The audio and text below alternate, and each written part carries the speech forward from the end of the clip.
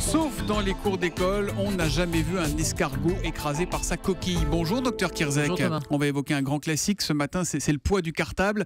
Un sujet qui vous met en colère. Un cartable trop lourd, ça a quoi comme conséquence sur la santé des enfants? C'est une colère récurrente à chaque rentrée. On le dit systématiquement, c'est trop lourd, les cartables sont bourrés. On sait que c'est entre 8 et 9 kilos en moyenne. Et les conséquences, elles sont sur la charnière, sur la colonne vertébrale, avec des cervicalgies, des douleurs au niveau du cou, puisque notamment les sacs à dos trop lourds, on fléchit la tête en avant, on a mal au cou, ça tire sur les épaules.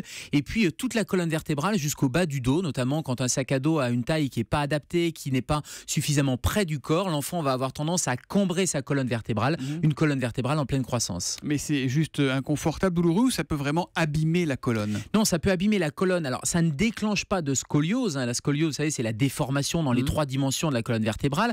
Par contre, une attitude scoliotique, eh bien, clairement, ça va aggraver cette déformation de la colonne vertébrale avec des conséquences qui sont des conséquences à long terme. Alors, on parle souvent du dos. Il y a d'autres conséquences au cartable? Je ne sais pas, moi, le cou, les genoux, oui, les épaules. Alors, le rachis cervical qui fait partie de la colonne vertébrale, mais si on descend un peu, les hanches et notamment l'asymétrie, quand on porte de manière asymétrique un cartable à compensation par les hanches, Si ça on peut met être une bretelle, responsable. par exemple. Bien sûr, ça peut être responsable de douleurs. Les genoux également qui vont compenser, notamment quand la posture et il y a une modification de la démarche. Et juste au passage, la rentrée, c'est aussi l'occasion d'aller vérifier si la statique des pieds est correcte. Et donc un passage chez le podologue peut être intéressant. Éventuellement les semelles orthopédiques si besoin. Éventuellement des semelles pour compenser, pour éviter que ce soit les genoux qui compensent. Et puis les épaules qui sont deux articulations fragiles. Et là aussi, un cartable porté en bandoulière, par exemple, ou un sac à dos qui est mal mis sur l'épaule, eh bien ça peut avoir des conséquences comme des douleurs. Ça se soigne comment un dos d'enfant? Avec les anti-inflammatoires comme les adultes? Alors non, c'est essentiellement de la prévention, donc on ne doit pas arriver jusqu'à des douleurs qui nécessitent des anti-inflammatoires. Éventuellement, c'est le paracétamol pour traiter des petites douleurs, mais c'est surtout la prévention avec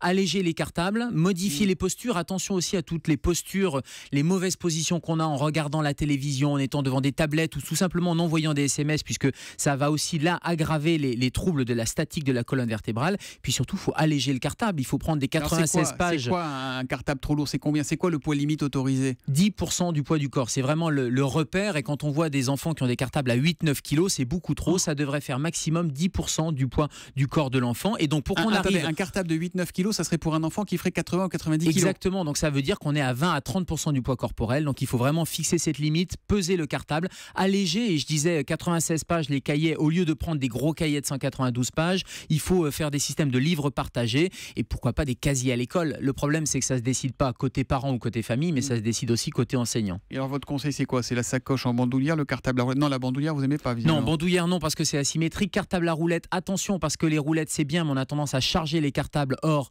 les roulettes, eh bien, il faut porter le cartable, notamment dans les escaliers. Et les roulettes, c'est pas systématique. Donc, la meilleure des solutions, ça serait encore le sac à dos et puis le cartable numérique. C'est ça la vraie prescription de l'avenir. Le cartable numérique, la tablette, puisque là, ça serait complètement allégé. Il connaît son emploi du temps pour cette année, la nuit aux urgences et tous les matins à 7h-5 sur Europe 1 pour la question santé. C'est le docteur Kirzek qu'on retrouve donc demain. À demain, Gérald. À demain, Thomas.